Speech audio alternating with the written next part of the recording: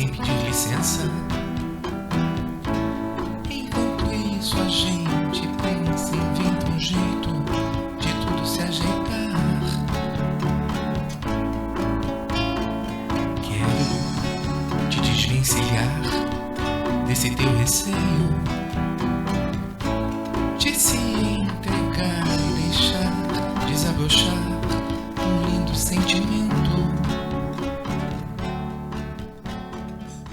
Do alto do Morro Corcovado, o Cristo Redentor contempla de longe o movimento da cidade, a vida do povo do Rio de Janeiro, e de braços abertos acolhe visitantes vindos de todas as partes do mundo.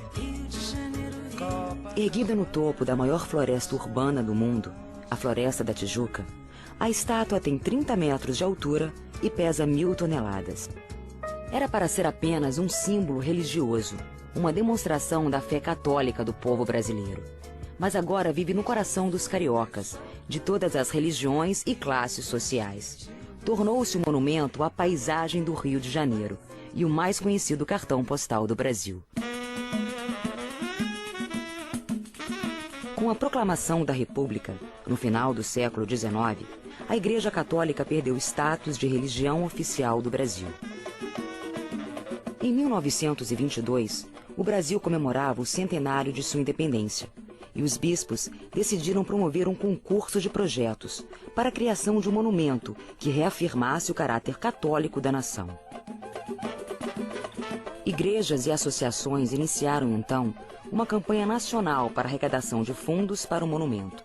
Tostões e vinténs mandados de todas as partes do Brasil financiaram a obra, que começou em 1926.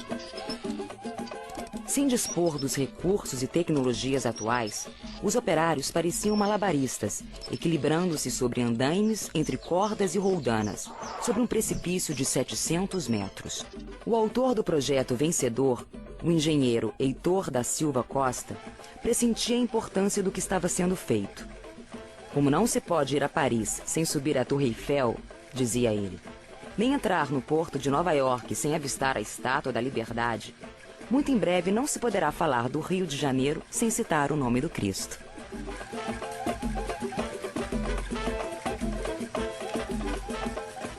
Não é de hoje que o topo do Corcovado recebe visitas. Quem logo tratou de desbravar o pico e fazer dele o melhor mirante da cidade foi Dom Pedro I, imperador do Brasil. Ele liderou uma expedição oficial ao morro em 22 de fevereiro de 1824.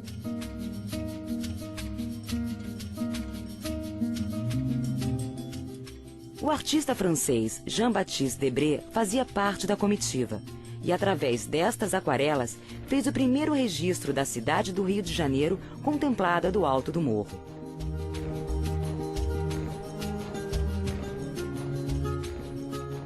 "60 anos mais tarde, Dom Pedro II inaugurou uma estrada de ferro que chegava praticamente até o topo do Corcovado.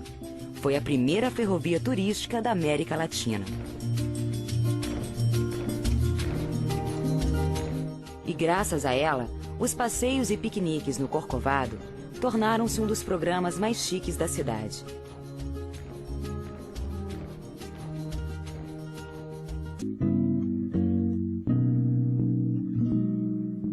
Muita gente ainda acredita que o monumento do Cristo Redentor foi um presente dos franceses ao Rio de Janeiro, como a Estátua da Liberdade a Nova York, mas ele foi concebido e construído no Brasil. O engenheiro Heitor da Silva Costa foi o autor e o responsável pelo projeto. Foi dele também a ideia de inclinar levemente o rosto do Cristo para baixo, numa clara demonstração de afeto do Redentor pela sua cidade. O pintor Carlos Oswald fez os croquis do monumento e o arquiteto Heitor Lévy foi o encarregado geral da obra. A contribuição francesa correu por conta do famoso escultor Paul Landowski, contratado para moldar as mãos e o rosto da estátua. Lá na Europa, eles fizeram a escultura das mãos e da cabeça. Depois eles moldaram ela em gesso, dividiram toda essa parte, né? A parte da cabeça foi dividida em 50 pedaços, transportaram de navio até aqui o Brasil. Chegando aqui, levaram para um sítio e lá eles usaram esse molde de gesso para fazer a cabeça em concreto pré-moldado. A obra não era uma obra simples, não era uma obra fácil de executar. Você tinha os desfiladeiros de um lado e de outro, você tinha que armar andaimes.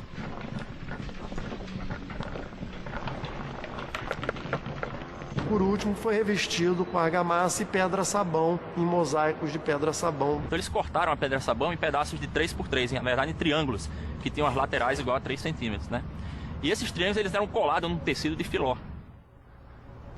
Reuniram senhoras e pessoas da sociedade e havia o costume das pessoas que faziam colocar um nome, uma prática, digamos, de oração, pedindo proteção pelas pessoas.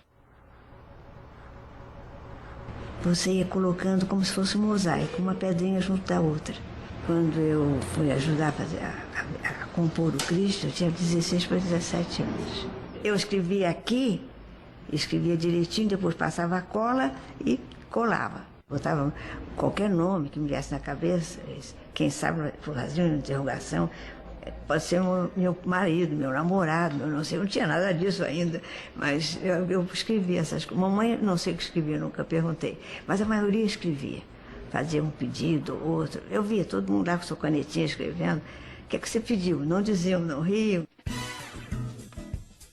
A estátua foi inaugurada em 12 de outubro de 1931 e as comemorações estenderam-se por toda uma semana. Peregrinos vindos das mais distantes regiões do Brasil e de outros países participaram das dezenas de eventos que tomaram conta da cidade. Apesar da chuva fina que caía no dia exato da inauguração, o povo encheu as ruas, praias e morros, desde onde era possível ver o Cristo.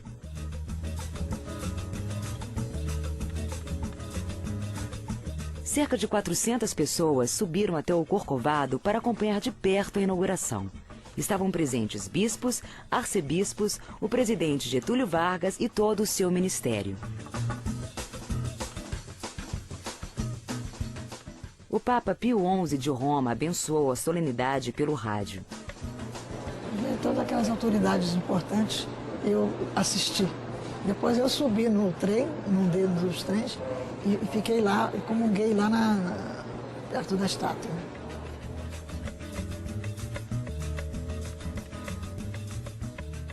E eu vi as pecinhas subirem naqueles gradados. Eu era criança, né? Botava o dedinho lá para tocar.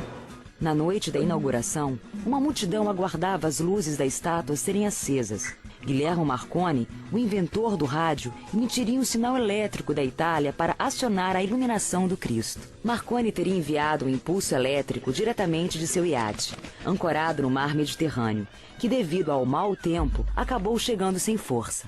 Percebendo o problema, no mesmo instante, o engenheiro brasileiro Gustavo Corsão teria acionado rapidamente uma outra chave elétrica na estação da Light, no Rio de Janeiro, acendendo as luzes do Cristo. A operação teria sido tão bem sucedida que a população, deslumbrada com o espetáculo, não teria tomado conhecimento do fato.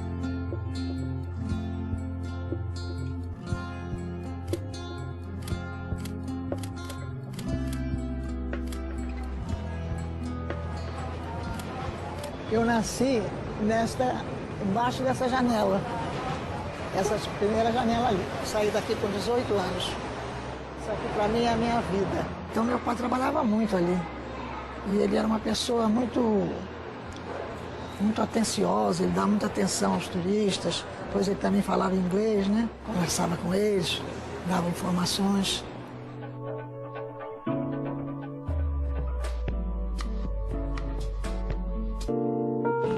A história do meu bisavô, Heitor da Silva Costa, o autor do projeto, um dos melhores amigos do meu bisavô.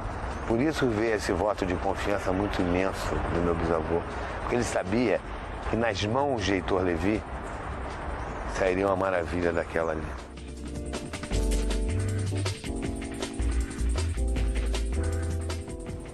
Ele era uma pessoa muito boa, muito doce, muito boa, muito carinhosa também.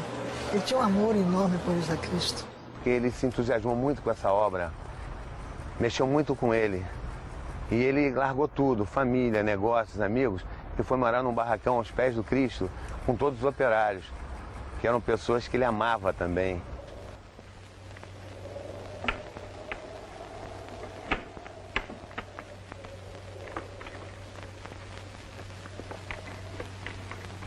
Quando ventava muito, aquelas madeiras do andaime passavam como folhas num barracão que, se batesse, poderia matar muita gente e destruir um barracão.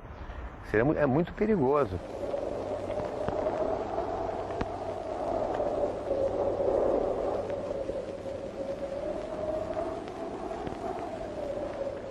Eles trabalhavam com chuva, temporal, trabalhavam com tudo, os operários com ele. E numa época dessa, um dia desse, ele escapuliu, estava ventando muito, e ele caiu de uma parte para outra, para baixo.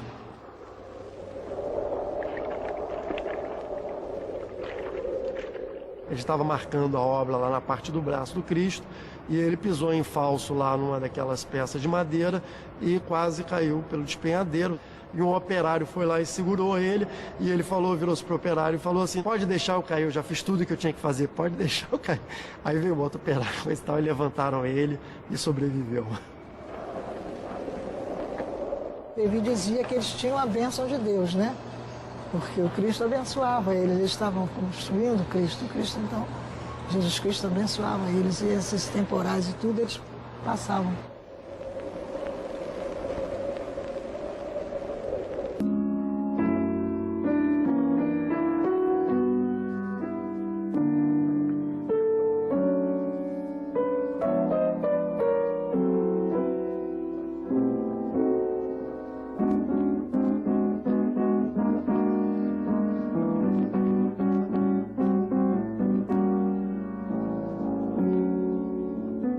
A música toda deve muito ao Rio de Janeiro, né? A paisagem do Rio, a floresta, né? As pedras, o mar, as praias. Da janela vê-se o corcovado, né?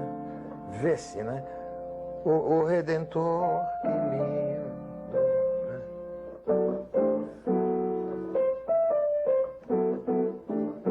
Fiz esse samba um tempo que eu ia a São Paulo fazer um programa lá e voltava na manhã seguinte, completamente uma declaração de amor a essa cidade tão linda, né? Eu nunca vi nada tão bonito assim, não. Cristo Redentor, braços abertos,